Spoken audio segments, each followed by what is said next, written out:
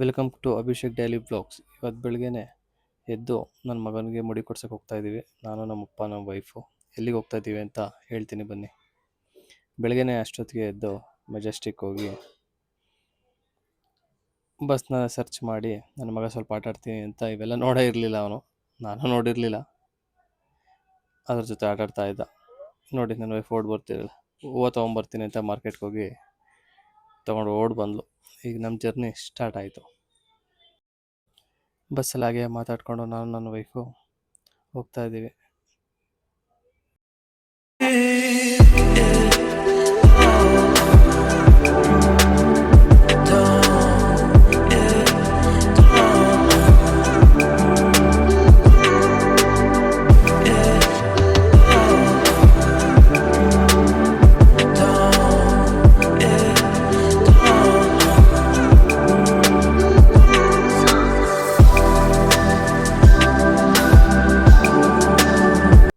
Finally ನಾವು ಆದಿಚುಂಚನಗಿರಿಗೆ ಬಂದು ಇಲ್ಲೇ ಅವನಿಗೆ ಮುಡಿ ಕೊಡಬೇಕು ಅಂದ್ಕೊಂಡಿರೋದು. ಹಾಗೆ ಆಟೋದಲ್ಲಿ ಬೆಟ್ಟದ ಮೇಲೆ ಹೋಗ್ತಾ ಇದ್ದೀವಿ. ಆದಿಚುಂಚನಗಿರಿ ಇದು 3ನೇ ಸಲ ಏನೋ ಬರ್ತಾ ಇರೋದು ನಾನು. ತುಂಬ ಚೆನ್ನಾಗಿತ್ತು. ರೀಸೆಂಟಾಗಿ ಜಾತ್ರೆ ಕೂಡ ಕಂಪ್ಲೀಟ್ ಆಗಿತ್ತು. ನೋಡಿ ಇದೇ ತೇರು, ಆದಿಚುಂಚನಗಿರಿ ತೇರು. ಹಾಗೆ ನೋಡಿಕೊಂಡು ನೋಡಿ ಇದು ಮೆಟ್ಲು, ಹಿಂಗೂ ಹೋಗ್ಬೋದು, ಆದರೆ ನಾವು ಮೇಲ್ಗಡೆ ಹೋಗಿ ಅಲ್ಲಿ ಮುಡಿ ಕೊಡೋಕೆ ಹತ್ರ ಆಗುತ್ತೆ ಅಂತ ಆ ಕಡೆಯಿಂದ ಹೋಗ್ತಾ ಇದ್ದೀವಿ.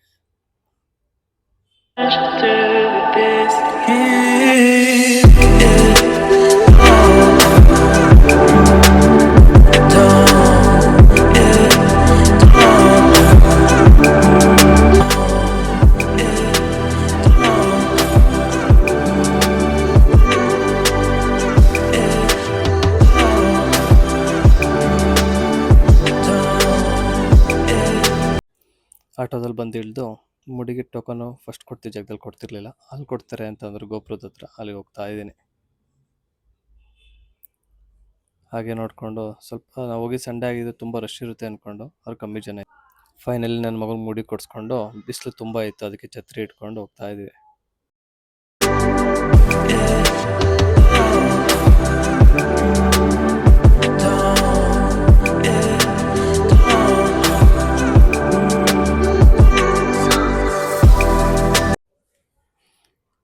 ಇದು ಇವಾಗ ಕನ್ಸ್ಟ್ರಕ್ಟ್ ಮಾಡ್ತಾ ಇದ್ದಾರೆ, ಇನ್ನು ಕೆಲಸ ನಡೀತಾ ಇದೆ. ಅದು ತುಂಬ ಚೆನ್ನಾಗಿದೆ. ನನ್ನ ವೈಫ್ ನನ್ನ ಮಗನ್ನ ಎತ್ಕರ್ಕೊಂಡು ನಮ್ಮ ತಂದೆ ಪೂಜೆ ಸಾಮಾನು ತೊಗೊಂಡು ಹೋಗ್ತಾ ಇದ್ದೀವಿ ದೇವಸ್ಥಾನಕ್ಕೆ ದರ್ಶನ ಮಾಡೋಣ ಅಂತ. ಆವಾಗಲೇ ತೋರಿಸಿದ್ನಲ್ಲ, ಮೆಟ್ಲು ಎತ್ಕೊಂಡು ಬಂದರೆ ಈ ಕಡೆಯಿಂದ ಬರ್ತೀವಿ. ಸಿಕ್ಕಾಪಟ್ಟೆ ಬಿಸಿಲಿತ್ತು. ಮಳೆಗಾಲದಲ್ಲಿ ಬಂದರೆ ದೇವಸ್ಥಾನ ಮಾತ್ರ ಸೂಪರಾಗಿರುತ್ತೆ, ತಂಪಾಗಿರುತ್ತೆ. ನೋಡಿ ಎಷ್ಟು ಚೆನ್ನಾಗಿದೆ. ಆದರೆ ಜನಗಳು ಓಡಾಡಲಿ ಅಂದ್ಬಿಟ್ಟು ಮ್ಯಾಟ್ ಹಾಕಿದ್ದಾರೆ, ತುಂಬ ಕಾಲು ಸುಡುತ್ತೆ ಬಿಸಿಲು ಜಾಸ್ತಿ ಅಂತ. ಅಷ್ಟೇ ಕ್ಲೀನಾಗಿ ಮೇಂಟೈನ್ ಮಾಡಿದ್ದಾರೆ. ನೋಡಿ ನಮ್ಮಪ್ಪ ನಮ್ಮ ವೈಫ್ ಹೋಗ್ತಾ ಇದ್ದೀವಿ ದರ್ಶನ ಮಾಡೋಕ್ಕೆ. ಅಲ್ಲಿ ಕ್ಯೂ ಇದೆ ಆ ಕಡೆ ಅಂದರು, ಆ ಕಡೆ ಹೋಗ್ತಾ ಇದ್ದೀವಿ. ಹಂಗೆ ಹೋಗ್ತಾ ನೋಡಿ ಗಡಿಯಾರ ಎಲ್ಲ ಹೇಗಿದೆ, ದೊಡ್ಡ ಗಡಿಯಾರ ಇದೆ. ಶ್ರೀ ಆದಿಚುಂಚನಗಿರಿ ಕ್ಷೇತ್ರ ನೋಡಿ, ಇಲ್ಲಿದೆ ಲೈನು.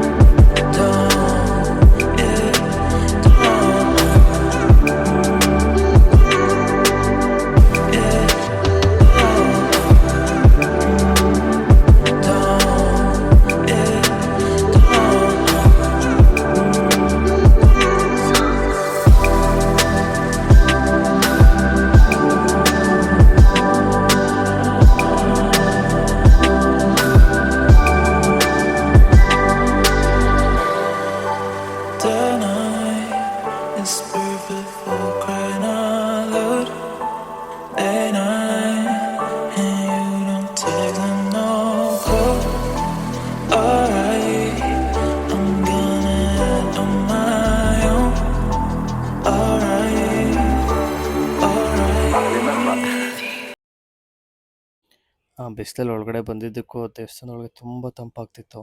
ನೋಡಿ ನಮ್ಮಪ್ಪ ನನ್ನ ಮಗನ ಇಟ್ಕೊಂಡಿದ್ದಾರೆ, ಅವ್ನು ಬಿಟ್ಟೇ ಬರ್ತಿರ್ಲಿಲ್ಲ. ಒಳಗಡೆ ತುಂಬ ಚೆನ್ನಾಗಿ ಮೇಂಟೈನ್ ಮಾಡಿದರೆ ಸೂಪರಾಗಿದೆ ದೇವಸ್ಥಾನ. ಎಲ್ಲರೂ ಒಂದ್ಸಲಿ ವಿಸಿಟ್ ಮಾಡಿ ಬನ್ನಿ. ನೋಡಿ ಕಲ್ಲಲ್ಲಿ ಎಷ್ಟು ಚೆನ್ನಾಗಿ ಮಾಡಿದ್ದಾರೆ. ಹಾಗೆ ಎಲ್ಲ ದೇವ್ರುಗಳಿಗೂ ಒಂದು ನಮಸ್ಕಾರ ಮಾಡಿಕೊಂಡು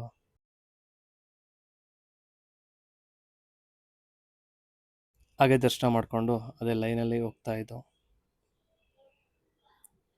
ನೋಡಿ ಎಲ್ಲ ಕೈ ಮುಕ್ಕೊಳ್ಳಿ. ಆಮೇಲೆ ಅಲ್ಲೇ ದೇವಿ ದರ್ಶನಗಳು ಇದೆ, ಸುತ್ತಮುತ್ತ ಎಲ್ಲ ದೇವ್ರುಗಳು ದರ್ಶನ ಮಾಡಿಕೊಂಡು ಎಲ್ಲರೂ ಒಂದ್ಸಲಿ ಹೋಗಿ ಬನ್ನಿ. ತುಂಬ ಚೆನ್ನಾಗಿದೆ ದೇವಸ್ಥಾನ, ಸಿಕ್ಕಾಪಟ್ಟೆ ಎಲ್ಲರಿಗೂ ಇಷ್ಟ ಆಗುತ್ತೆ. ಹಾಗೆ ನಮ್ಮ ಅಪ್ಪನ ನನ್ನ ವೈಫ್ನ ಕರೆದು ಅವ್ರದ್ದೊಂದು ಸ್ಮಾಲ್ ವೀಡಿಯೋ ಮಾಡಿಕೊಂಡೆ. ನಮ್ಮ ಅಪ್ಪ ಅವನ್ನ ಕೆಳಗೆ ಬಿಡಲೇ ಇಲ್ಲ, ಎತ್ಕೊಂಡು ಓಡಾಡ್ತಾನೆ ಇದ್ದಾರೆ. ನಾವು ಎಲ್ಲ ದರ್ಶನ ಎಲ್ಲ ಮಾಡಿ ಸ್ವಲ್ಪ ಹೊತ್ತು ಕೂತಿದ್ದು.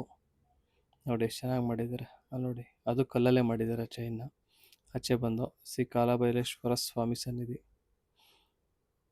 ಇಲ್ಲಿ ಬಂದು ಸ್ವಲ್ಪ ಫೋಟೋಸ್ ತೊಗೊಂಡು ಮೇಲ್ಗಡೆ ಈಗ ಗವಿಗಂಗಾಧೇಶ್ವರನ ಸನ್ನಿಧಿಗೆ ಹೋಗೋಣ ಅಂತ ಹೋಗ್ತಾ ಇದ್ದೀವಿ. ನನ್ನ ವೈಫ್ ಆಲ್ರೆಡಿ ಮೆಟ್ಲೆತ್ತಕ್ಕೆ ಸ್ಟಾರ್ಟ್ ಮಾಡೋದು. ಎಲ್ಲರೂ ಹೋಗ್ತಾ ಇದ್ದಾರೆ ಮೆಟ್ಲೆತ್ಕೊಂಡು. ಈಗ ಸ್ವಲ್ಪ ಕ್ರೌಡು ಜಾಸ್ತಿ ಆಗ್ತಾ ಇದ್ದಾರೆ. ನಾವು ಸ್ವಲ್ಪ ಬೇಗ ಹೋಗಿದ್ರಿಂದ ಕ್ರೌಡ್ ಕಮ್ಮಿ ಕಾಣಿಸಿದ್ರು. ಹಾಗೆ ನಿಮ್ಗೆ ತೋರಿಸ್ಕೊಂಡು ಪ್ಲೇಸ್ನೆಲ್ಲ ನಾನೇ ಹತ್ಕೊಂಡು ಬಂದೆ. ನಮ್ಮ ತಂದೆ ಆಗಲೇ ಮೇಲ್ಗಡೆ ಅವ್ನು ಕರ್ಕೊಂಡು ಹೋಗೇ ಬಿಟ್ಟಿದ್ರು. ನನ್ನ ವೈಫು ಬರ್ಬೇಕಾದ್ರೆ ಸ್ಪೀಡಾಗಿ ಬಂದಳು, ಈಗ ಸ್ಲೋ ಆಗೋದ್ಲು. ಇವರು ಮಾತಾಡಿಕೊಂಡು ದರ್ಶನ ಮಾಡೋಕ್ಕೆ ಹೋಗ್ತಾ ಇದ್ದೀವಿ. ಮರಗಳಿದ್ದರಿಂದ ಸ್ವಲ್ಪ ನೆರಳಿತ್ತು, ಮೆಟ್ಲೆತ್ತಕ್ಕೂ ಸ್ವಲ್ಪ ಅಷ್ಟೇನು ಸುಸ್ತಾಗ್ತಿರ್ಲಿಲ್ಲ. ನಾವು ಹೋಗೋ ವರ್ಷದಲ್ಲಿ ನಮ್ಮಪ್ಪ ಆಗಲೇ ಮೇಲ್ಗಡೆ ಅವ್ನು ಎತ್ಕೊಂಬಂದು ಅಲ್ಲಿ ಕಲ್ಲನ್ ಬಸವ ಇದೆ, ಬಸವನ ಪೂಜೆ ಮಾಡ್ತಾಯಿದ್ರು. ನಾವು ಇಲ್ಲಿಗೂ ಪೂಜೆ ಮಾಡಿಸೋಣ ಅಂತ ನನ್ನ ವೈಫು 2 ದೇವಸ್ಥಾನ ಇದೆ ಮೇಲ್ಗಡೆ, ಪೂಜೆ ಮಾಡಿಸೋಣ ಅಂದ್ಬಿಟ್ಟು ಪೂಜೆ ಸಾಮಾನೆಲ್ಲ ಸಪ್ರೇಟ್ ಮಾಡ್ತಾಯಿದ್ಲು. ಅವಳು ಕೇಳಿದೆ, ಯಾವ ದೇವ್ರಿಗೆ ಪೂಜೆ ಮಾಡಿಸ್ತಾ ಇದೀಯ, ಏನು ತಂದಿದೀಯಾ ಅಂತ. ಅವಳೆಲ್ಲ ರೆಡಿ ಮಾಡ್ಕೊತಾ ಇದ್ಲು. ಗವಿಗಂಗಾಧೇಶ್ವರ ಇದೆ ಮೇಲ್ಗಡೆ ಅಂತ. ಲಾಸ್ಟ್ ಟೈಮ್ ಹೋದಾಗ ನಾನು ಇಲ್ಲಿ ಬರೋಕ್ಕಾಗಲಿಲ್ಲ, ಹಾಗೆ ನಿಂತ್ಕೊಂಡು ನೋಡ್ತಾ ಇದ್ದೆ. ಆ ಬಸವನ ಕಿವಿಲೆಲ್ಲ ಏನೋ ಹೇಳ್ತಾಯಿದ್ರು. ಆಮೇಲೆ ಹತ್ರ ಹೋಗಿ ಪುರೋಹಿತರು ಹೇಳ್ತಾಯಿದ್ರು, ನೀವೇನು ಅನ್ಕೋತೀರೋ ಅದಾಗುತ್ತೆ, ನಿಮ್ಮ ಕಷ್ಟ ಸುಖಗಳನ್ನ ಹೇಳಿ ಅಂತೆಲ್ಲ ಒಬ್ರು ಹೇಳ್ತಾ ಇದ್ದಾರೆ. ನೋಡಿ, ನಮ್ಮ ಬೇಡಿಕೆ ಏನಿದೆ ಅದನ್ನು ಕಿವಿಲಿ ಹೇಳ್ಬೇಕಂತೆ, ಹೇಳಿ ಪೂಜೆ ಮಾಡಿಸಿ. ನೋಡಿ ಮೇಲ್ಗಡೆಯಿಂದ ದೇವಸ್ಥಾನ ಎಷ್ಟು ಸಖತ್ತಾಗಿ ಕಾಣುತ್ತೆ ನೋಡಿ.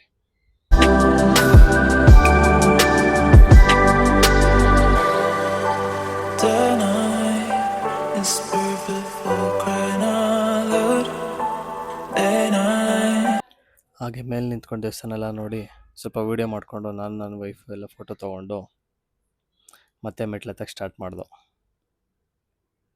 ನೋಡಿ ಸ್ವಲ್ಪ ದೂರ ಇದೆ, ರೀಚ್ ಆದೋ ಗವಿಗಂಗಾಧೇಶ್ವರ ದೇವಸ್ಥಾನ ಇದೆ.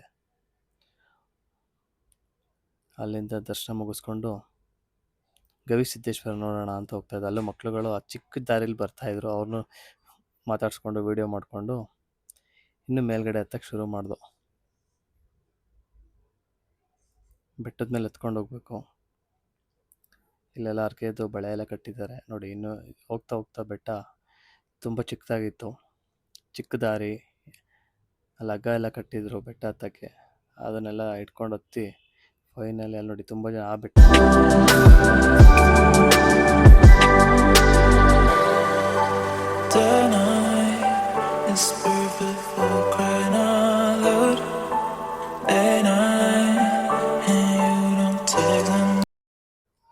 ನಾನು ನನ್ನ ವೈಫು ಫುಲ್ 10 ಗಂಟೆ ಸುಸ್ತಾಗೋಯ್ತು.